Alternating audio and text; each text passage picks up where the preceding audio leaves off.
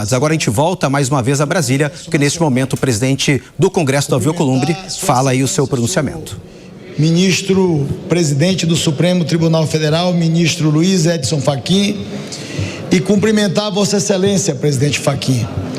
Nós tivemos ainda há pouco, eu e o presidente Hugo Mota, a oportunidade de participarmos da abertura do ano do Judiciário no Supremo Tribunal Federal e cumprimentar Vossa Excelência pelo pronunciamento que Vossa Excelência fez em nome do Judiciário brasileiro, e a nossa presença nesta solenidade foi para reafirmarmos os nossos compromissos institucionais com o Poder Judiciário brasileiro.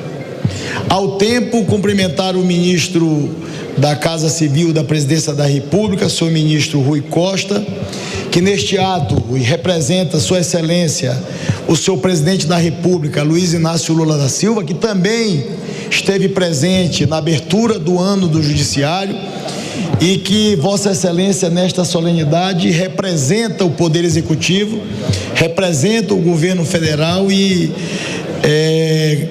com muita honra e privilégio, acompanhamos a mensagem do Poder Executivo lida pelo secretário Carlos Veras, o nosso primeiro secretário da mesa do Congresso Nacional. Uma mensagem longa, mas uma mensagem do desejo do Poder Executivo nessa relação institucional de harmonia e de independência entre os poderes. Seja muito bem-vindo, ministro Rui Costa. Senhoras deputadas federais, senhores deputados federais, senhoras senadoras da República, senhores senadores da República, representantes da sociedade civil, povo brasileiro. O Congresso Nacional inicia 2026 consciente do tamanho de sua responsabilidade histórica. Iniciamos esse ano novo reafirmando com clareza e com responsabilidade o nosso compromisso permanente, melhorar de forma concreta a vida da população brasileira. Em 2025, decisões fundamentais para o país passaram por estas casas. Avançamos em agendas estruturantes, com coragem, responsabilidade e trabalho. Aprovamos leis que impactam positivamente na vida de milhões de brasileiros e brasileiras. Aqui, o Congresso deu passos decisivos na regulamentação da reforma tributária. Tornamos o sistema mais simples, mais previsível e mais eficiente. Criamos um ambiente mais favorável para quem empreende, para quem produz, mas principalmente para quem gera empregos. E, sobretudo, para quem vive do próprio trabalho e deseja prosperar com dignidade. Também aprovamos medidas importantes de justiça fiscal. Enfrentamos distorções históricas e aliviamos o peso dos impostos sobre quem mais precisa. Quero destacar, de forma muito especial, a isenção do imposto de renda para quem ganha até R$5.000 por mês. Estamos falando, efetivamente, de milhões de trabalhadores e trabalhadoras que sentem todos os dias o peso de cada conta, de cada compra e de cada prestação. Ao garantir esta isenção, o Congresso Nacional Brasileiro fez uma escolha clara: proteger quem vive do salário e cobrar um pouco mais de quem naturalmente pode mais. A compreensão e também a compensação se deu por meio de uma tributação mais justa, preservando o equilíbrio das contas públicas e reafirmando um princípio simples, mas fundamental: a justiça social também se constrói por meio do sistema tributário. Essas conquistas não pertencem a um governo. Elas também não pertencem a um partido ou a uma casa legislativa. Elas pertencem ao povo brasileiro. Iniciamos agora a 4ª sessão legislativa da 57ª legislatura. Um ano especialmente muito importante. Um ano de eleições gerais. Mais uma vez, a democracia brasileira demonstrará sua força, sua maturidade e sua vitalidade. Neste momento, também faço um apelo ao país. Precisamos, mais do que nunca, repito, precisamos mais do que nunca de diálogo, de bom senso e de paz. Paz entre os grupos que defendem ideologias diferentes. Paz entre as instituições... Para você que está acompanhando a programação da Jovem Pan na rádio, seja muito bem-vindo ao nosso querido 3 em 1. Estamos com os olhares atentos em Brasília, acompanhando o discurso de Davi Alcolumbre, presidente do Congresso, na volta dos trabalhos do Legislativo após o recesso parlamentar. Nunca foi e nunca será sinônimo de omissão. Nosso desejo de paz não significa que tenhamos medo de luta. Nossa luta é e sempre será em defesa de todos os brasileiros. Nossa luta ela é pelo Estado de Direito. Nossa luta é pelas prerrogativas parlamentares e pela autoridade do Congresso Nacional Brasileiro. Desses valores e dessas batalhas, nós jamais abriremos mão. Senhoras e senhores, a força do Brasil está na sua diversidade. Diversidade de origens, de ideias, de culturas e de visões de mundo. Esta diversidade nos desafia, mas também nos enriquece enquanto sociedade, mas sobretudo enquanto nação. O dissenso faz parte da democracia. A discordância faz parte da política. O debate faz parte da vida pública. Mas precisamos afirmar com responsabilidade: o dissenso não pode se transformar em ódio. A discordância não pode jamais se transformar em violência.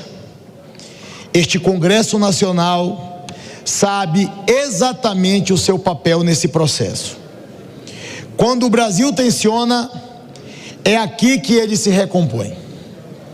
Seguiremos sendo espaço legítimo de mediação política, onde as diferenças convivem com respeito e responsabilidade.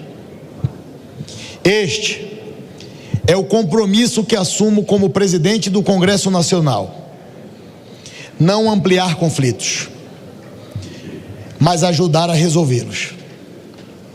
Não estimular extremismos, mas construir consensos possíveis.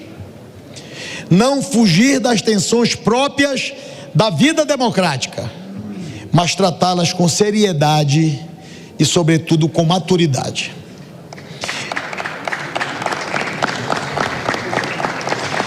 Em 2026, as duas casas do Congresso Nacional, Câmara dos Deputados e Senado Federal, completam 200 anos de funcionamento. Do Império à República, da redemocratização aos desafios do presente, o Legislativo permanece um poder a serviço do Brasil. E essa história nos impõe grandeza. Grandeza nas decisões, responsabilidade nas escolhas e compromisso permanente com o interesse nacional. Reafirmamos o nosso respeito à harmonia entre os poderes. O Congresso Nacional exercerá suas atribuições com independência, sempre buscando diálogo com o Executivo e com o Judiciário. Cada poder tem a sua função. Cada poder tem o seu papel. É do respeito mútuo entre eles que nasce a estabilidade que o Brasil precisa. Ao declarar aberta esta sessão legislativa, reafirmamos as nossas escolhas, as escolhas do poder legislativo brasileiro. Escolhemos o trabalho, escolhemos o respeito, escolhemos o diálogo, escolhemos um Congresso Nacional firme na defesa de suas prerrogativas e consciente de que a política deve servir à união do povo brasileiro e nunca, jamais, a sua fragmentação. Que este ano legislativo seja marcado pelo respeito recíproco e pela busca permanente de soluções para os desafios do nosso povo. Que os 200 anos do Legislativo Nacional nos coloquem à altura de nossa história e da grandeza que o Brasil espera de nós. Declaro abertos os trabalhos do Legislativo de 2026. Muito obrigado. Te acompanha então essa manifestação por parte do presidente do Senado e do Congresso, Davi Alcolumbre, mais uma vez um discurso mais institucional, em defesa, claro, do trabalho por parte do Congresso Nacional. Inclusive foi um discurso de valorização desse trabalho, de alinhamento das expectativas e trouxe palavras-chave que se tornam muito importantes, ainda mais no ano eleitoral, a questão da estabilidade, também do diálogo, da harmonia e da independência entre os poderes. Vamos analisar esse discurso feito tanto pelo Davi Alcolumbre como também por Hugo Motta, com os nossos comentaristas, Fábio Piperno e Alan Gani estão ao vivo conosco. Bom, gostaria até de conversar com vocês nesse primeiro momento, Piperno. Eu quero te ouvir sobre esse discurso de Davi Alcolumbre, porque é interessante a gente acompanhar também sobre essa fala. Ano eleitoral, a questão do diálogo, da independência, da harmonia, da estabilidade. É importante pregar tudo isso nessa arrancada de 2026 para que tenhamos um ano eleitoral dentro aí dos limites, tendo das 4 linhas? Palavras vagas de quem joga para a torcida, especialmente para o eleitor, né? Em um ano eleitoral, claro que é um discurso feito sob medida para isso, está muito calibrado com isso, ou seja, um discurso pregando paz, né? Acerto entre as correntes ideológicas que se opõem. Então isso é fácil, isso é bonito, isso é até mesmo protocolar nesse dia de abertura dos trabalhos. A questão é como é que isso vai ser colocado em prática e como é que isso vai resolver de fato os problemas do país, ou pelo menos colaborar com soluções. Quer dizer, qual o sacrifício que o Congresso está disposto a fazer para isso? Até agora eu não vi nenhum, honestamente eu não vi nada. Eu só vejo um Congresso cada vez mais ampliando os seus espaços, ampliando os seus tentáculos, indo cada vez mais atrás de verbas, emendas, cargos, né? Então, eu não vejo... Aliás, tentou, inclusive, aumentar o número de cadeiras lá na Câmara. Então, em momento algum, eu vejo um Congresso participando de qualquer esforço que possa fazer desse país uma nação melhor, mais desenvolvida e mais justa. Sinto muito, presidente Alcolumbre. O seu discurso foi algo muito vago, sem sal e certamente jogando apenas para o eleitor. Ô Zé Maria Trindade, eu quero te ouvir também como é que você analisa essas primeiras palavras, tanto de Hugo Motta como também de Davi Alcolumbre. Foi um discurso um pouco mais institucional, foi um discurso na tentativa de manter essa harmonia entre os poderes, ainda mais no ano extremamente decisivo, que é um ano eleitoral? É esse momento exatamente da institucionalidade, né? Mas ali estão vários recados. Olha só, o presidente da Câmara, ele não faz parte da mesa diretora do Congresso Nacional, né? Aqui nós temos 3 casas, Câmara, Senado e o Congresso, que é reunião como agora de Câmara e Senado ao mesmo tempo.